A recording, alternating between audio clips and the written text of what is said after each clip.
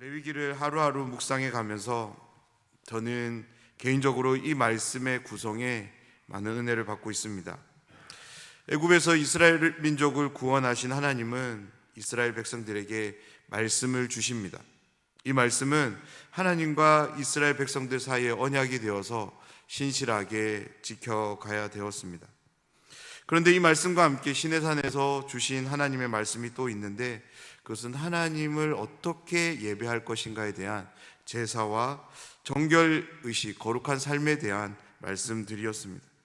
하나님의 이스라엘 백성들이 하나님을 온전히 예배하며 섬길 수 있는 그런 신앙 공동체로서 잘 세워질 수 있도록 모든 방법들을 말씀으로 주십니다.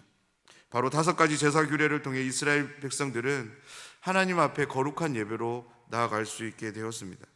이 제사의 규례 이후 거룩하신 하나님과의 관계를 위해서 이스라엘 민족이 정결함으로 나아갈 수 있도록 무엇이 정결하고 무엇이 부정한 것인가를 먹는 것으로 시작해서 거주하게 되는 집에 이르기까지 하나님은 이스라엘 민족에게 일어날 수 있는 모든 경우에 대해서 정결한 것과 부정한 것에 대해서 꼼꼼하게 말씀해 주십니다. 이스라엘 백성들이 온전하게 거룩하신 하나님 앞에 나올 수 있도록, 그 하나님과 바른 관계를 유지해 갈 수 있도록 그 모든 방법들을 말씀으로 주시는데요, 이것이 레위기 15장까지의 말씀들이었습니다. 그 다음 16장에는 속죄일, 1년에 한 번 있을 대속죄일에 관한 말씀을 주십니다. 하나님이 이 모든 것들을 말씀으로 주셨는데 이스라엘 민족이 이 모든 것들을 신실하게 지켰으면 얼마나 좋을까요? 하나님은 만에 하나의 경우까지라도 생각하셨던 것 같습니다. 이스라엘 백성들에게 주신 이 말씀들을 다 지키지 못했을 경우에 그것을 어떻게 해야 될지를 하나님은 말씀해 주시기 위해 속죄일이라는 이 규례를 주시는데요, 속죄일은 마치 타락한 본성을 가진 인생들이 거룩하고 흠없는 하나님의 말씀들을 온전히 그리고 신실하게 지켜가는 것이 불가능하다는 것을 아시고 하나님께서 베푸시는 자비의 방편이라 생각됩니다. 다시 말해서 속죄일, 대속죄일은 은혜의 날입니다. 그렇게 속죄일을 통해 이스라엘 백성들이 다시금 하나님과의 관계의 길이 열려졌다면, 회복되어졌다면 그들에게 무엇이 필요할까요? 다시금 거룩한 삶에 대한 말씀이 필요할 것입니다. 그래서 17절을 시작으로 다시 하나님은 이스라엘 공동체 가운데 거룩한 삶, 성결한 삶에 대한 말씀을 주십니다. 사랑하는 여러분, 레위기의 구성은 하나님을 향하는 인생들이 갖춰야 될 지식과 행동이 어떠해야 되는지를 너무나도 잘 보여주고 있습니다. 함께 레위기 말씀을 나누는 가운데 레위기 전체가 담고 있는, 보여주는 의미들을 잘 정리할 수 있는 그런 시간들이 되었으면 좋겠습니다. 17장부터 하나님은 이스라엘 백성들에게 성결한 삶에 대해 말씀하십니다. 오늘 본문은 크게 두 부분으로 나누어지는데요, 먼저 도축하는 장소에 대한 말씀과 다른 하나는 피 섭취를 금지하는 말씀입니다.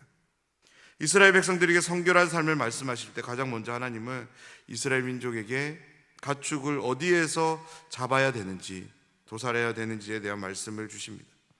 이스라엘 민족 안에서 가축을 잡을 때 회막문 앞으로 나와서 도축할 것이라고 말씀합니다. 만약 회막 앞으로 나오지 않고 그들이 집이나 머무른 장소에서 도축한다면 하나님은 피 흘린 자로 간주되어 이스라엘 백성 중에서 끊어질 것이라고 엄히 경고의 말씀을 주십니다. 사랑하는 여러분, 오늘 말씀에 소개되는 가축의 도살 범위를 우리는 어떻게 생각해야 될까요? 일상적으로 살아가는 모든 경우에서 일어나는 그런 도축까지도 포함해서 이 말씀을 우리는 이해해야 될까요? 오늘 말씀에 나오는 가축 도축은 하나님을 향한 제사와 관련된 경우에 행해지는 그런 도축으로 우리는 한정해서 생각해 볼 필요가 있습니다. 왜냐하면 화목제에 대한 언급이 나오고 있고요, 이 규례가 그들이 대대로 지켜져야 되는 규례라고 말씀하고 있기 때문에 그렇습니다. 지금 이 말씀이 선포되는 곳은 광야입니다. 이스라엘 민족은 성막을 중심으로 텐트 생활을 하고 있었습니다. 광야에서 다 같이 모여 살았기에 일상에 필요한 도축을 위해서 회막 앞으로 나오는 것은 그렇게 큰 어려움이 없었을 것입니다. 하지만 가나안 땅에 들어간 이후에는 어떨까요? 일상적인 도축을 위해서 중앙 성소인 회막을 찾아오는 것, 그것은 결코 쉬운 일이 아니었을 것입니다. 아니, 정확하게 말하자면 불가능한 일이었을 것입니다. 우리가 한 가지 예를 들었으면 좋겠습니다. 아침에 고기를 먹기 위해서 도축을 해야 되는데, 그러면 회막에까지 와서 도축을 해야 됐던 것입니다. 만약에 회막까지 걸어오는 거리가 1시간 내외의 거리라면 문제가 없겠지만, 보름이나 된다면 어떻게 이스라엘 민족이 이 규례를 영원히 대대로 지켜갈 수 있을까요? 그래서 오늘 말씀에 나오는 도축은 일상에서 일어나는 모든 도축의 범위가 아니라 하나님께 드리는 제사를 위한 도축의 범위로 우리는 한정할 필요가 있습니다. 제사와 관련해서는 얼마든지 이스라엘 민족은 이 규례를 영원히 지켜갈 수 있었을 것입니다. 하나님께 제사 드리기 위한 제물을 도축을 하기 위해서 성막을 찾고 거기 앞에서 하신 이유가 또 있는데요. 정확한 사례를 성경이 말하고 있지 않아서 알 수는 없지만, 하나님은 그들이 우상 숭배하는 것을 피하도록 하기 위한 방편이라고 말씀하고 있습니다. 하나님은 이스라엘 백성들이 자기가 거하는 곳에서 임의로 제물을 도축하게 될 때 7절 말씀을 보면, 그들은 전에 음란하게 섬기던 순념소에게 다시 제사하지 말라라는 그런 경고의 말씀이 나옵니다. 이것이 정확하게 어떤 상황인지 성경은 우리에게 알려주고 있지는 않지만, 하나님이 이스라엘 민족이 다시는 우상을 숭배하는 그런 문제에 빠지지 않도록 하기 위해서 회막문 앞에서 도축을 명령하십니다. 그렇다면 하나님은 왜 이렇게 까다롭게 규례를 정하시고 이스라엘 민족에게 말씀하실까요? 거룩하신 하나님과의 관계를 생각해 보면 이것은 결코 까다로운 일은 아닌 것 같습니다. 이후에 계속적으로 말씀드리겠지만, 피라고 하는 것은 생명과 관련이 있기 때문에 그 피를 함부로 다루는 것은 바로 생명을 함부로 다루는 것과 동일합니다. 하나님은 거룩하신 분이십니다. 그 거룩하신 하나님 앞에 이스라엘 민족이 나아가기 위해서 이러한 철저함은 반드시 필요했던 거죠. 그래서 하나님은 너무나도 까다로워 보이지만 그런 방법들을 통해서라도 이스라엘 민족이 하나님과 온전한 관계로 나올 수 있게 하십니다. 그런데 하나님은 이러한 구별을, 이러한 거룩함을 자신과 언약을 맺은 이스라엘 민족뿐만 아니라 그들과 함께 거류하는 거류민들에게도 동일하게 요구하는 것을 오늘 말씀을 통해 보게 됩니다. 거류민들에게도 하나님은 동일한 방법으로 거룩을 요구하십니다. 거류민이라고 해서 이 거룩에서 제외되지 않고 신실할 것을 말씀하십니다. 9절 말씀을 보면 이 거류민이 이 하나님이 정한 이 규례를 지키지 않게 되었을 때 그는 백성 중에서 끊어지게 될 것이라고 말씀하고 있습니다. 사랑하는 여러분, 하나님은 하나님이 택한 백성들뿐만 아니라 그들과 함께하는 모든 사람들에게도 동일한 거룩을 요구하십니다.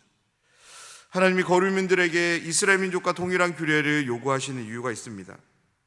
거류민들에 의해서 이스라엘 민족의 신앙이 오염되지 않도록 하기 위한 것입니다.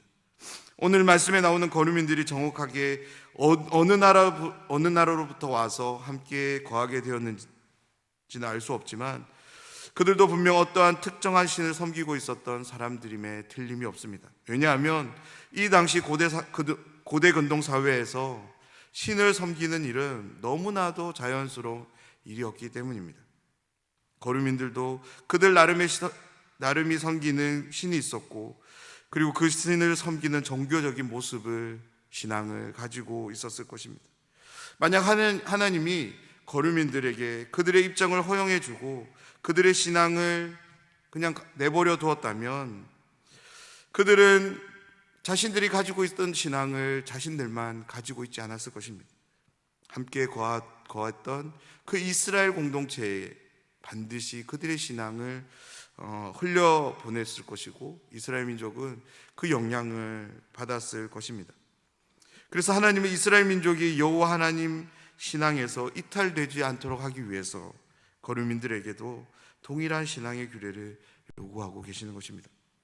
사랑하는 여러분, 우리의 신앙에 회색 지대는 없습니다.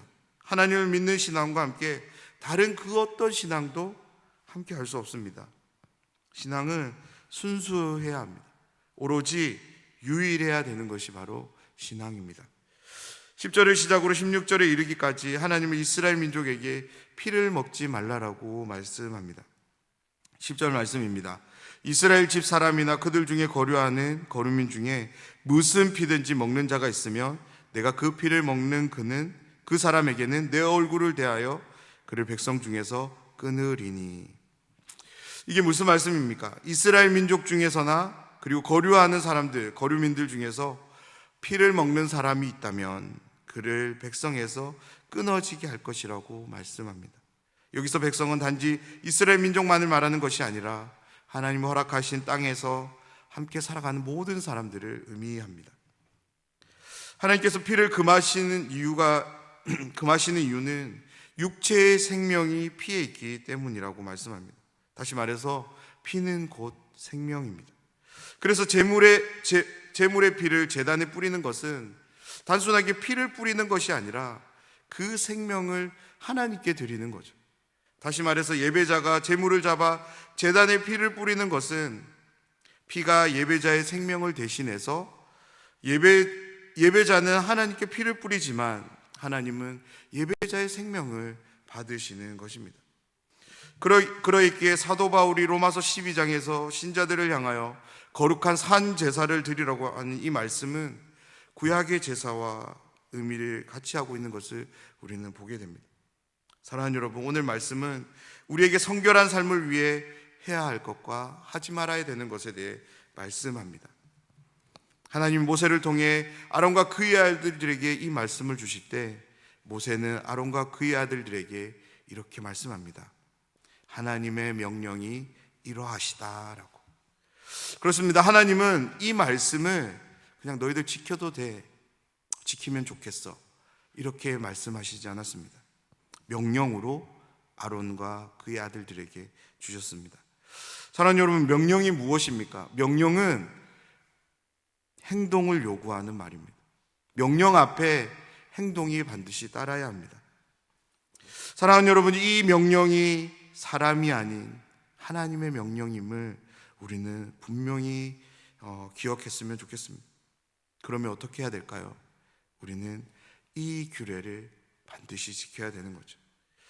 하지만 오늘날 우리들이 레위기의 규례를 동일하게 지킬 필요는 없습니다. 왜냐하면 예수님께서 이 모든 것들을 다 완성하셨기 때문입니다.